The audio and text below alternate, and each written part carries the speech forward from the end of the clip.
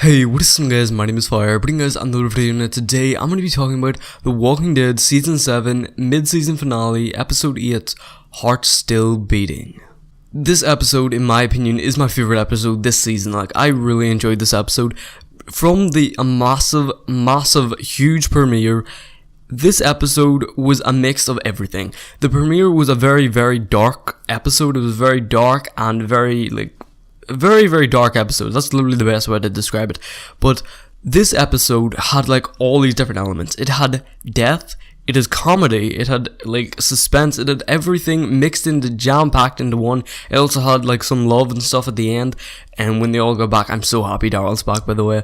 This episode was amazing. Now, I don't normally talk about Walking Dead here on my channel, but anytime there's an episode that I enjoy, or that's really big, or just something like that, say finales, mid-season finales, premieres, anything like that, I like to talk about them, and this was a very good episode. Just like last week's episode, episode 7, of course, spoiler warning, if you haven't seen, if you're not caught up on The Walking Dead yet. Last week's episode was very good. It was a very comedic episode. It was so funny. I loved Negan in it. I remember Negan sitting at the end of the episode. He's like, "Hey neighbor." Same goes for this episode. He's sitting here waiting on Rick. He even gives Lucille a spot on the dinner table. It's so funny. I love his comedic attitude. Jeffrey Dean Morgan plays the comedic side of him so well. And honestly, I think this is a good example showing that he also plays a scary and more of a dark side to him as pretty good as well. Jeffrey Dean Morgan is a very good actor as it is, but the way that he showed Negan, especially when Rosita shot his bat, was so funny. He got so angry. I had a feeling that was going to happen. I had a feeling that someone was going to shoot his bat in this episode. Happens in the comics. Carl shoots his bat. It's so funny, honestly. It's one of my favorite moments in the comics and in the TV show. And as well, Spencer dying, of course, spoiler warning, as I've said. Spencer dying, that was a very, very, very iconic death from the comic books, and I'm pretty sure nobody really cared about him, but where the big shocker came in was Denise. When they got Rosita down the ground, when that girl, I don't exactly know her name, I forget, Negan said to her, "Kill someone," and that's the thing, she could have chose anyone. She could have, chose, Carl, for God's sakes. She could have chose anyone to kill there, so it was really just up to who she was gonna kill. I didn't expect 100% her to die. I had a feeling, I actually forget her name, Olivia is it?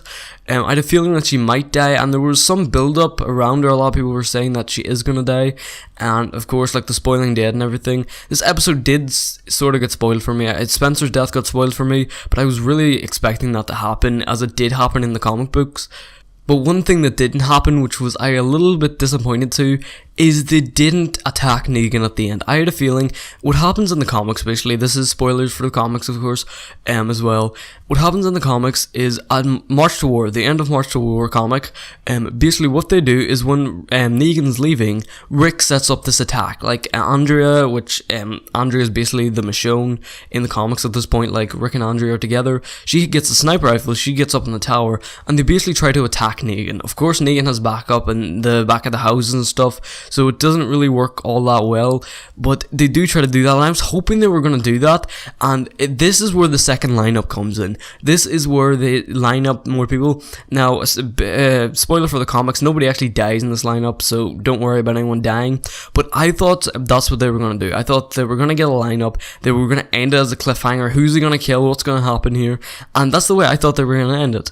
Honestly, I really like this ending as well. I'm really happy with this ending. It was a nice ending. I'm so happy Daryl's back. It was a very, very good happy ending, and with all the darkness this season has been one of the most dark seasons, if not the darkest season in my opinion, of The Walking Dead.